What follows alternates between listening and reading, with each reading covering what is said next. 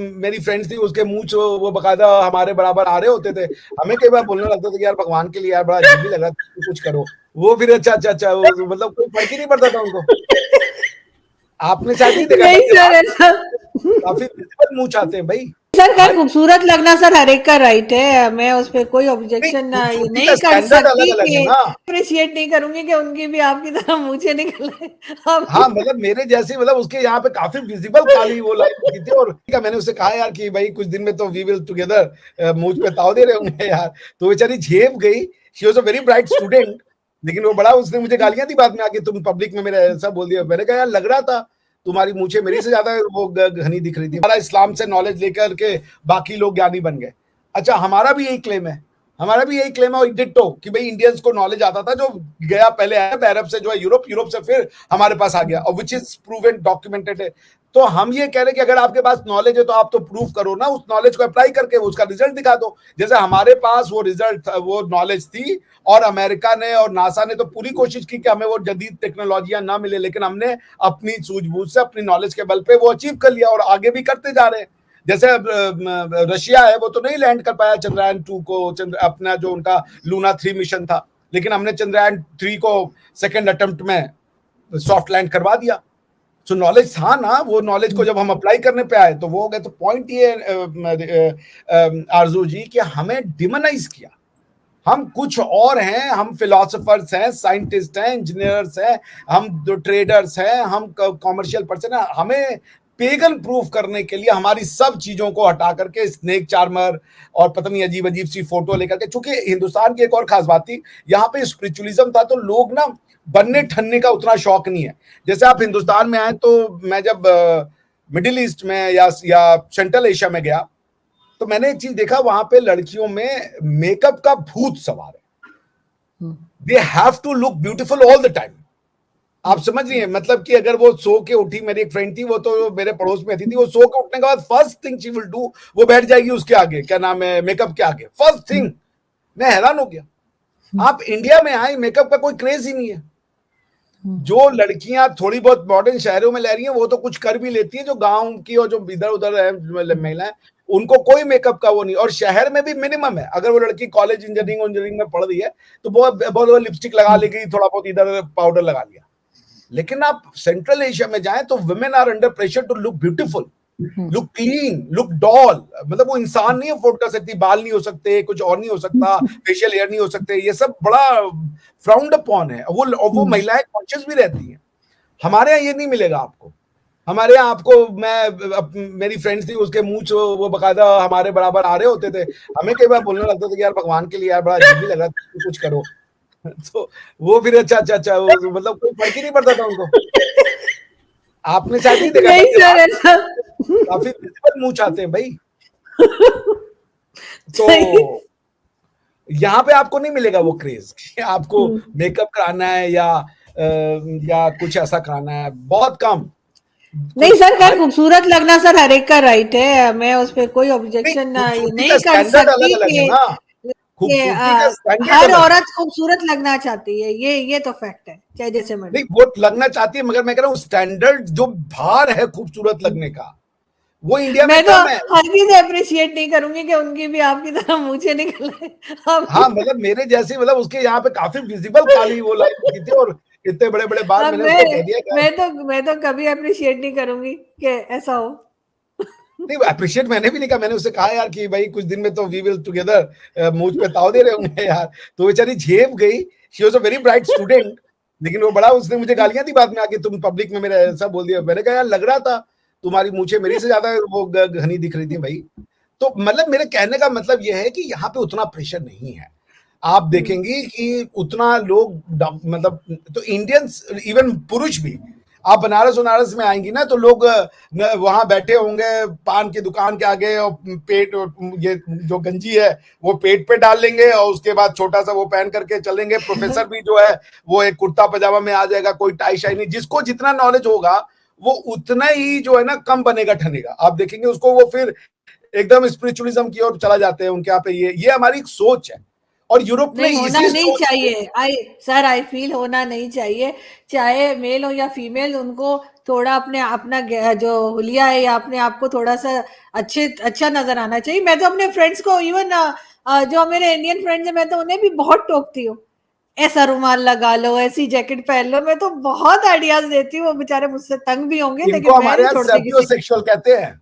Indians है फकड़ों का देश। इंडियन जो देश, इंडिया जो है, ये लोग स्पिरिचुअली इतने हाई कंटेंट रहते थे, कपड़े में ये नहीं उतना फोकस करते हैं। मतलब मैं खुद को भी देखता हूँ, मतलब जब आपके दिमाग में इतना अगर कॉन्फिडेंस है ना, you don't care how you look. ये है प्रॉब्लम कह लें आप, बिल्कुल मैं आपसे सहमत हूं कि अच्छा बन ठन के सजना संवरना चाहिए, अच्छे दिखना चाहिए। नहीं है ऐसा।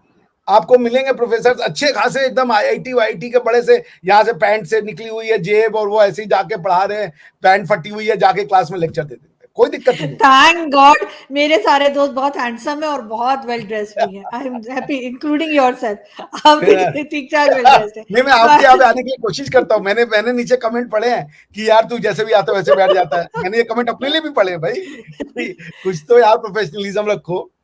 But I am saying this is what Indian mentality. तो इसको देखा जब यूरोप ने ना कि यार ये तो ऐसे रहते हैं यार, गंदे संदे रहते हैं, कोई कपड़ा भी नहीं है।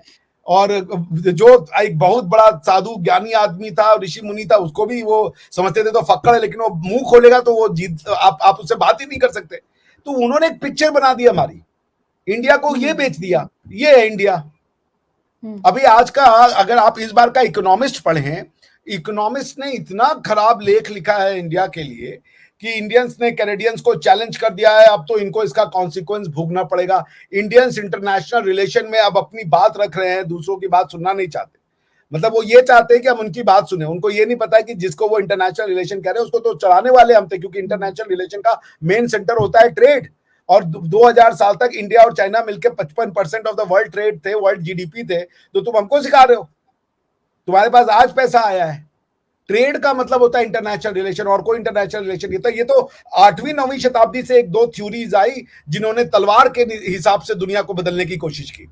वरना ये आप अगर छोड़ दें, ये मतलब 1000 से या 800वीं शताब्दी से 800 एडी से, और ये जो लगा 500 1500 1600 तक चला, जो ये फोर्स के थ्रू तलवार लेके इसको जीतना उसको जीतना, उसके अलावा कभी दुनिया में ये आपको प्रेसिडेंट नहीं मिलेगा कि कोई तलवार उठा के निकला कि हम चलो उसको बदल देंगे, इसको बदल देंगे। लड़ाइयां हुई हैं, मगर वो दूसरे रीजंस की वजह से हुई लड़ाइयां।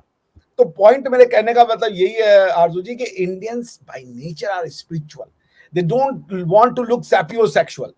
वो आजकल का मॉडर्न कुछ बच्चा लोग है जो अमीर घर में आ रहा है, वो तो बड़ा आपको मिलेगा वेल ड्रेस्ड, वेल टोन्ड।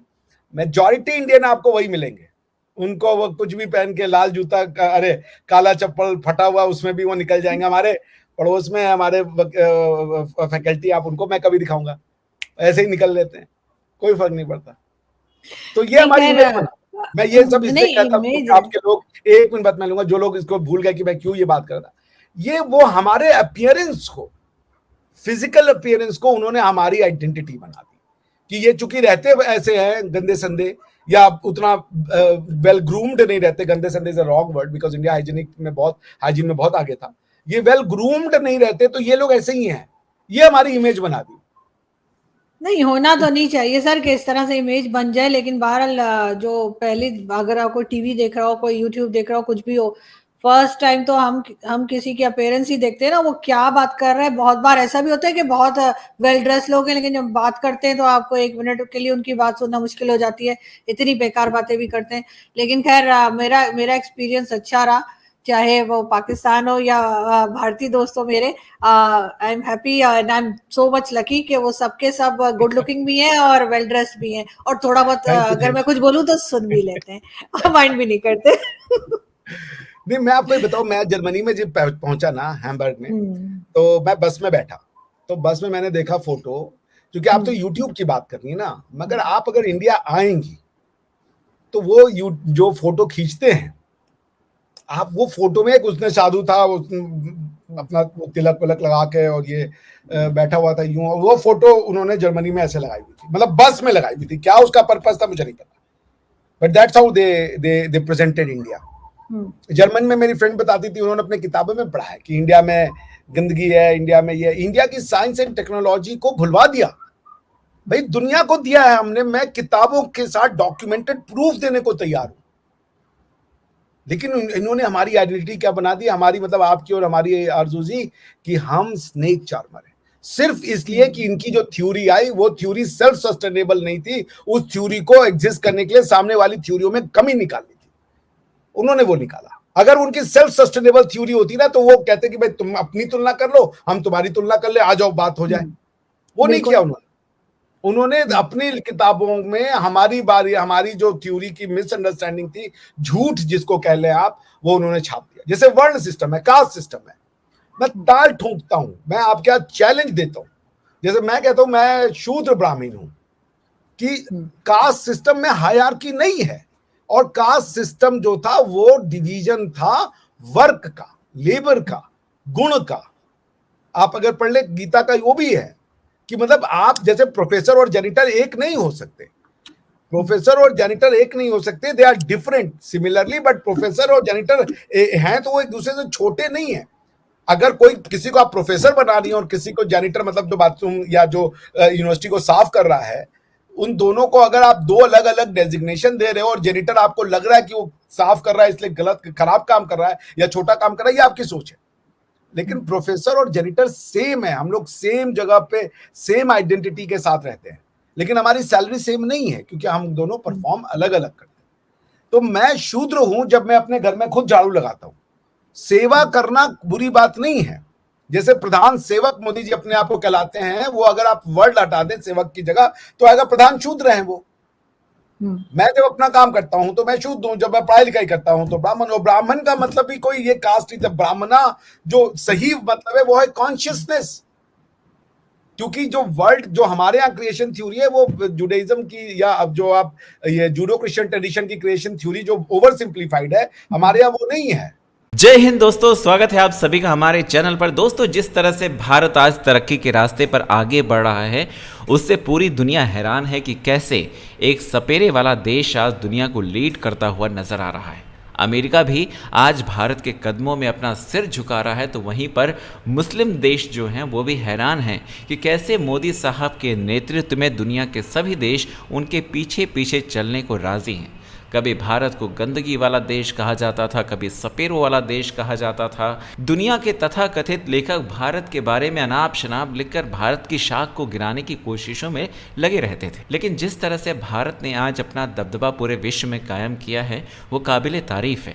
जहाँ पर दुनिया आज तीसरे विश्व युद्ध की तरफ आगे बढ़ रही है, तो वहीं भारत तरक्की के रास्ते पर अग्रसर हो रहा है। सभी देशों के साथ अपने मधुर संबंध कायम करते हुए अपनी बात रखने में और उन्हें मनवाने में कामयाब रहा है। वो गाना आपने सुना होगा ना, जब जीरो दिया मेरे भारत ने।